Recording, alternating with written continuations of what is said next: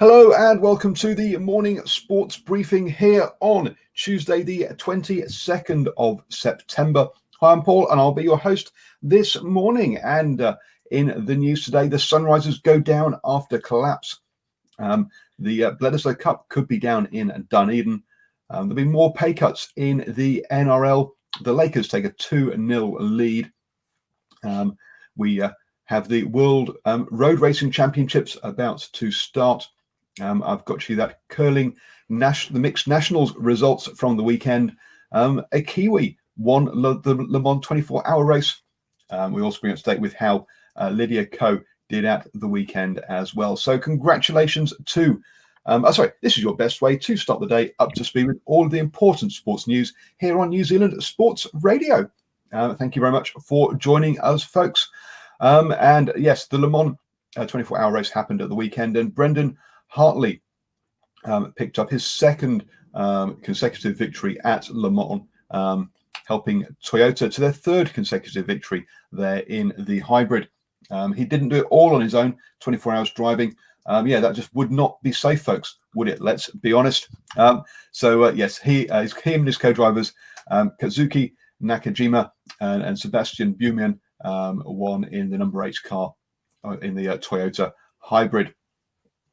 So congratulations to him. He's been taking part in the Formula E and the Endurance series this year, has Brendan Hartley, who had a short stint in Formula One a couple of years ago. I'm going to hand you over to Ashwin now. He's going to take us through our cricket update. Good morning, Paul, and good morning to all our viewers and listeners on the interweb. And yes, the Sunriders go down after collapse. The Sunrisers Hyderabad have collapsed after getting into a good position, chasing the Royal Challengers Bangalore's total of 163 for 5. The Sunrisers were well positioned at 121 for 2, but the inexperienced middle order failed to capitalise on the position, in the end falling short by 11 runs, being bowled out for 153 with 2 balls still remaining. It was a solid top order performance by the Royal Challengers, with AB de Villiers top scoring with 51 from 30 before he was run out. I'm sure the South Africans would love to have him back at international level, and it looks like he's well capable of it. Anyway, there was the bowlers were the ones that actually got the Challengers through in the end. It was Chahal that helped him get the win, as he picked up the key top order batsman on the way for 3 for 18 off his 4 overs. And the drama keeps happening from the Kings 11 Punjab versus Delhi Capitals match, which went to super over. The Kings 11 have filed an appeal with the match referee against a call by the square leg umpire for 1 short. The incident occurred off the 3rd ball of the 19th over, when the square leg umpire Nitin Menon called Chris Jordan 1 short for not grounding his bat as he was turning to complete 2 runs. Replays have gone on to show that Jordan grounded his bat properly. And as was mentioned, the game went to super over, with the Royal Challengers really stuffing that up badly, and the Delhi Capitals coming through. I'm not sure what will be achieved by the Kings 11 Punjab's appeal. At the end of the day, game's over and the points have been awarded. I can't really see that being overturned. Speaking of things going a bit pear-shaped, a bit of a whoopsie from the Wellington Council yesterday. They released classified ad which detailed the tour dates for the games in the capital. Now, obviously, the actual dates haven't been released by New Zealand Cricket. The council was advertising road closures which would be required around those games. So that is, I'll get it out eventually, and has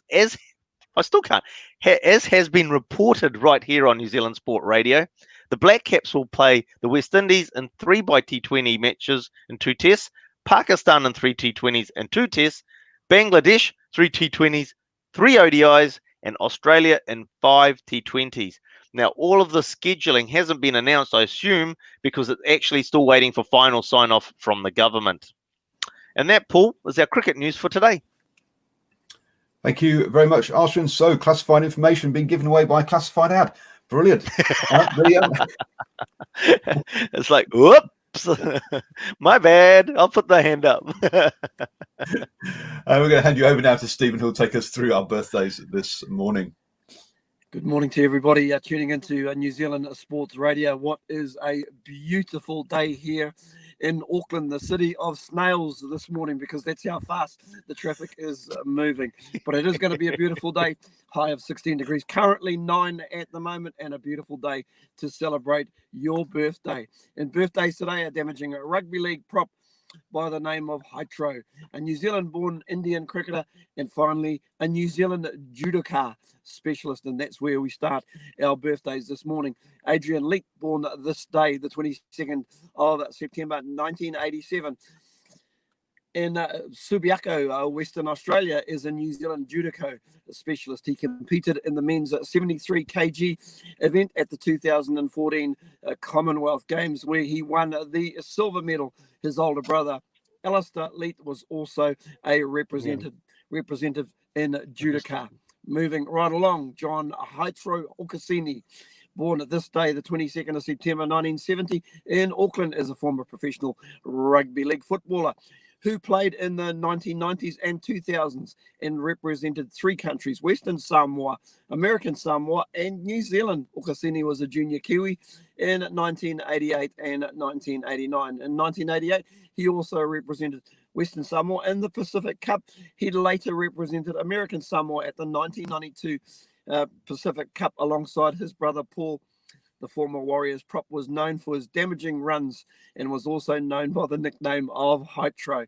Yep, he certainly had some jet engines when he took the ball forward. He played at either prop or hooker and represented the New Zealand on 5 occasions on the 1995 tour of Australia and Papua New Guinea, and at the 1995 Rugby League World Cup. And finally, Jig Ashok Raval, born this day, the 22nd of September 1988, in Ahmedabad. I'm sure Ashwin will put me that straight there. That's in India. Is New Zealand cricketer. Raval is an opening batsman who plays for New Zealand internationally and Northern Districts domestically. Raval played cricket for New Zealand's under-19 team and then spent 8 years playing first-class cricket as an opening batsman for Auckland and Central Districts before being selected to play Test cricket for New Zealand for the first time in 2016. Raval initially struggled for form, and it took 17 tests and 7.5 centuries before he scored his maiden Test century against Bangladesh. So that's Jit Raval, born in India, Ahmedabad, something like that. So, and Hydro Okasini, and of course Adrian Leet. Happy birthday to all three of you guys. Back to you, Paul. Yay, somebody else struggling with pronunciations. It's not just me. There we go. Hybridad. Hybridad is what I think is perhaps what you're looking for there. Yeah. Aaron, as he says there, yeah, beautiful day to sit in traffic and listen to New Zealand Sports Radio. Exactly. You can listen to us on the move. Download your favorite podcatching app, be it iTunes, Spotify, iHeartRadio, and then you can download the New Zealand Sports Radio on there. Moving on then to rugby news, and this weekend with the rest of the country outside of Auckland down to level 1 means we can have crowds back for the Farah Palmer Cup and the Mitre 10 Cup this weekend. There is already a rush on to try and get tickets, or try and figure out how to get tickets for the Ranfurly Shield defence between Taranaki and Otago. So, folks, you're going to have to get into that quick if you want to attend that game. That'll be a sellout down there. This weekend, New Zealand Sports Radio will be covering 5 games, and we'll be at North Harbour versus Auckland in the Farah Palmer Cup, and Bay of Plenty versus Taranaki in the Farah Palmer Cup on the Saturday, and then on Sunday, we'll be at the Farah Palmer Cup for Counties Northland, followed by the Mitre 10 Cup Counties Northland, and also at Auckland versus Manawatu. So do check out the New Zealand Sports Radio Facebook page for all our post-match interviews and reports during those games. Also, the New Zealand Rugby are running a contingency plan that if they to have the Auckland or the second Bledisloe Cup game potentially in Dunedin, if they're unable to host it in Auckland. That's a sensible measure, as you can imagine, having a backup plan for that. So we'll have to just wait and see as to what state the country is in for those games. And let's be honest, everything at the moment is provisional, waiting until it actually happens in real life. So Going to hand you, don't forget to join us on a Monday evenings at 8 p.m. for the Driving Mall Show. We had a wonderful show last night with where we were joined by Boa and also by Dwayne Poliativo, the scrum half for Tasman. So you can go back and watch that one or listen to it on the go as a podcast. And now we have the sport that just keeps on giving. It's our NRL update from Stephen. Yeah, thanks again, Paul. Yeah, but happening off the field in Rugby League, Roger Tuivasa confirms his stay with the Warriors. Todd Payten looking for one last push from the Warriors, and there are going to be some pay cuts in the NRL, and that's where we start our story in Rugby League this morning. Chief Executive Andrew Abdo informed the NRL's more than 400 staffers of the cull over the phone yesterday morning. Our business has been hit by a hurricane called COVID, which caused substantial damage. Our strategy moving forward is to stabilise, renovate and grow, Abdo said. The code has acknowledged it will take 5 years to recover from the loss of millions of dollars in 2020. Staffers will meet with their managers this week to find out if they still have a job. We will lose some talented people. This is a painful but necessary process to survive. We all want to leave the game in a stronger position, Abdo said. Developing the game is also part of the restructure. We will renovate by making our product more entertaining and dynamic for fans and develop bold plans for growth, looking at new products, new markets, and how we can grow the game internationally, he said. Not too sure about that one. The league will prioritise two strategies: delivering world-class sports entertainment and investing in participation and community growth. We are aiming to transform faster than others to remain competitive in a dynamic market, Abdo said. The restructure has streamlined the organisation into 7 areas of focuses. We won't go through those focuses this morning. We could be here all day. I wonder if he was actually in marketing, Andrew Abdo. I'm pretty sure he was. Interim New Zealand Warriors coach Todd Payten is demanding one more credible performance from his players before they return to New Zealand for the first time since May. On Sunday, the Warriors fought valiantly against Canberra Raiders but lost 26-14 at Geo Stadium in their penultimate game of the season. Payten admitted the loss hurt as he felt the Raiders didn't earn enough of their points, with 2 of their 5 tries coming off interceptions. But before jumping on their charter flight home next Monday, the Warriors have one more game to play against the Manly Sea Eagles, a side they've already beaten this season. A win would be a great way to cap off one of the most challenging seasons any sports team has faced, and Payten wants a strong performance to show that the sacrifices they've made were worth it. After his first game in charge against Melbourne Storm in June, Payten questioned the Warriors' commitment, and while they haven't always had the results, they've played with more effort and fighting spirit. When asked what he wants from the last game, the Warriors, Payten replied, enjoyment, pride and credibility. If we don't show the same effort that we have shown for the last 10 weeks, we'll have some people saying it's the same old Warriors. I want us to enjoy the last 8 days that we have been together. We're going to be down on troops. I don't know who's going to play, but we will just get through it. One player who definitely won't play next weekend, excuse me, is Captain Roger Tuivasa-Sheck, who limped off the field with a hamstring injury in the second half. But I have got some better news regarding Roger Tuivasa-Sheck, because he'll be at the Warriors next season, with his manager ending speculation linking the brilliant fullback to rugby union in 2021. And the 27-year-old NRL superstar and his partner Ash Walker have already made the decision to move their young whānau to Australia next year if the Warriors are forced to camp across the ditch. While Captain Tuivasa-Sheck's commitment to the Warriors was never in question, COVID-19 has thrown up a lot of issues for sports people around the world, and in particular for a team like the Warriors, who play in another nation's competition.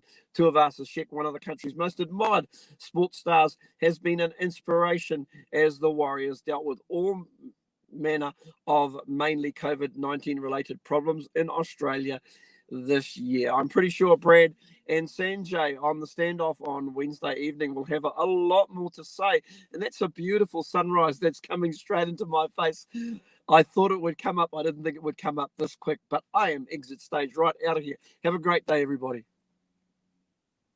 Thank you very much, Stephen. And as Aaron points out, yes, you can also listen to us on your walk getting your daily exercise and getting out in the sunshine in what is some lovely weather out there. Just wear a hat or some sunglasses, I think is Stephen's pro tip for today.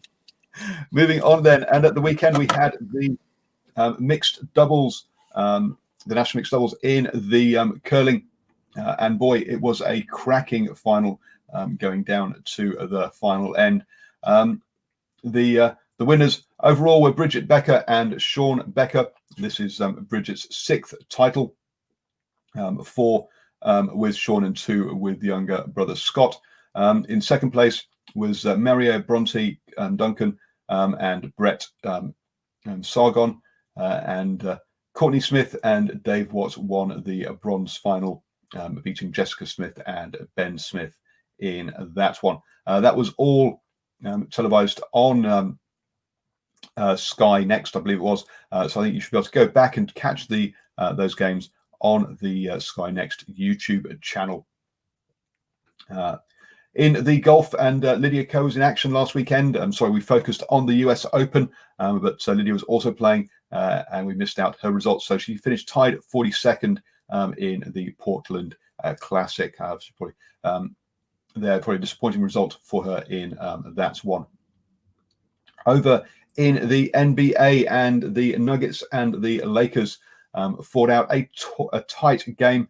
It finished 103-105, going right down to the wire there. This means that the LA now have a 2-0 lead in that series. Do join us at 8 p.m. this evening for the basketball show, where Daniel will bring us up to date with all of the finals action that we have seen across that. Some sport that's coming up, and the World Road Race Championships will be taking place from the 24th to the 27th of September. So yes, starting this week with both, but in a slimmed down event, we have the elite women's and elite men's time trial, and elite women's and elite men's road race only this year.